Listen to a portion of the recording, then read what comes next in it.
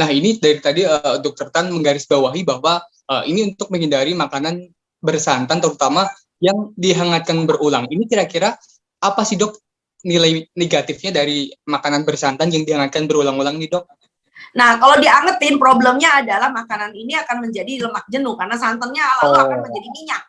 Nah, ya itu kan caranya kita membuat minyak kelapa sebetulnya kan dari santan yang kita angetin berulang kali sampai di atasnya itu ada lapisan minyak yang bisa diambil.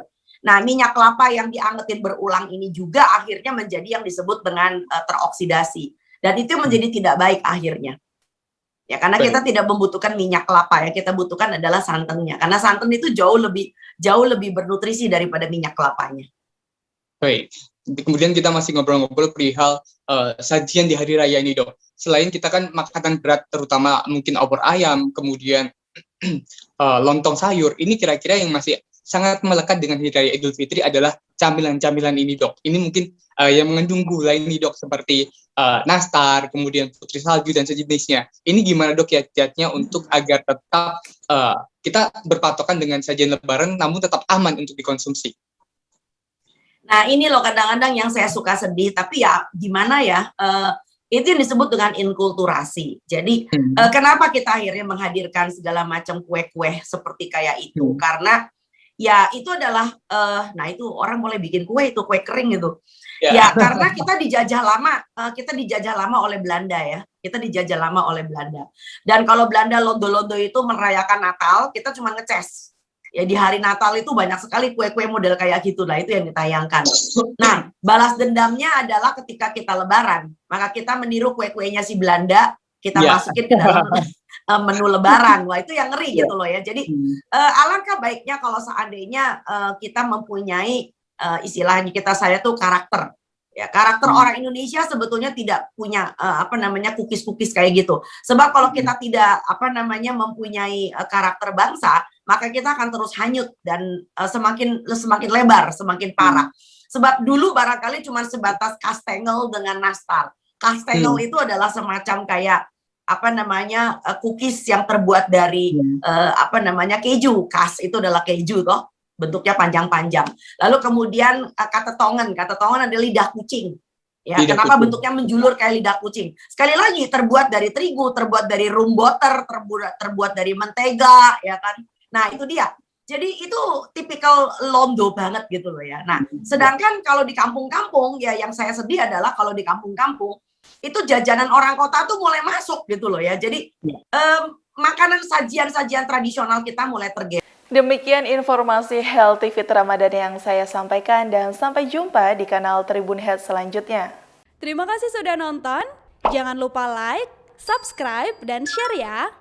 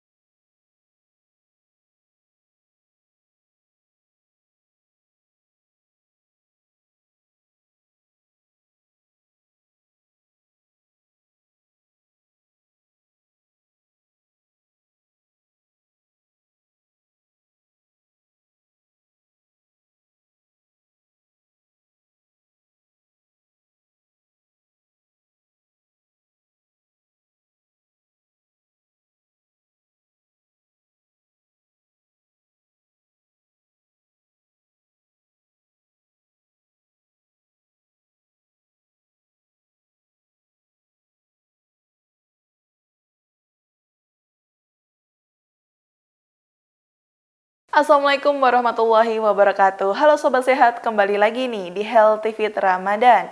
Nah, saat Lebaran banyak menu sajian makanan yang dihidangkan nih. Namun ada beberapa makanan khas Indonesia yang baik untuk dikonsumsi saat Lebaran. Nah, begini penjelasannya dari Dr. Tan Sutien.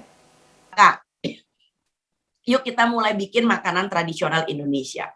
Ya, murah, meriah dari tanah air kita sendiri. Apa coba? Mari kita lihat. Coba kita lihat. Saya di situ sudah memberikan, nah ini dia beberapa sajian. Kalau kita lihat, ada yang tahu nggak kacang tojin? Apa itu, Dok? Ayo, apa itu kacang tojin? Kira-kira Mas orang Jawa, ngerti nggak kacang tojin? Ini kalau orang Oh, nggak Sumatera tahu, Dok. langsung Kacang teriak-teriak, tojin itu apa, "Ye Dok? dokter Tan!" gitu ya kan. Kacang tojin ini khas banget dari Sumatera, khususnya di daerah Oh, Sumatera Barat. mhm, Ya, mereka sebetulnya bikinnya sebetulnya kacang goreng, kacang tanah biasa. Tapi saya mhm. akan mengusulkan tolong jangan digoreng, kalau bisa di oven lebih baik gitu loh ya. Lalu diberi rempah Mas, diberi bumbu. Enak Apple.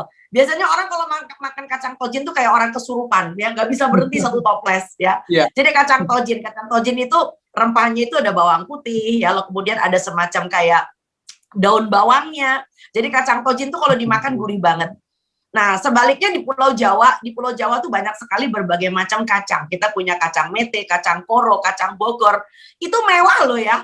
Ya, ada Iya. yang tahu nggak kacang mete 1 kilo berapa duit? Ayo, Oh, itu kalau juragan kacang mete tuh bisa kaya raya loh itu. Kapan itu saya kayak pernah kemarin lihat gitu di ya. supermarket ya. Cuman 200 gram. 200 gram itu dikit Mhm. banget ya, seperempat kilo nggak sampai. Nggak Itu nyampe. harganya 117 ribu.